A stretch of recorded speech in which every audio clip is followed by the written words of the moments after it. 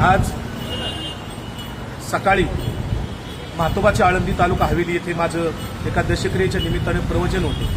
ते प्रवचन संपल्यानंतर 10 वाजता मी आळंदी म्हातोबाची इथून पुण्याला जायला निघालेलो असताना रस्त्यात गावाच्या बाहेर आल्यानंतर वारकरी संप्रदायातील संग्राम भंडारे आणि काही 10-15 गोरक्षक होते, सगळेजण 2-3 गाड्या होत्या आणि त्या सगळ्या गुंडांनी मला रस्त्यात निर्जन स्थळी अडवलं।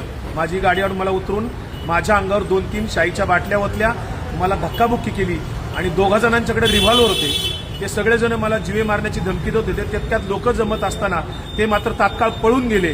मी त्या सर्वांचा निषेध करतो।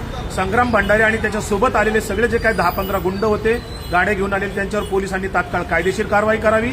मी लोणी काळभोर पोलीस स्टेशनला इथे फिर्याद देण्यासाठी आलेलो आहे। जोपर्यंत त्यांना सर्वांना अटक होत नाही तोपर्यंत लोणी काळभोर पोलीस स्टेशन येथे माझा सत्याग्रह सुरू राहणार आहे।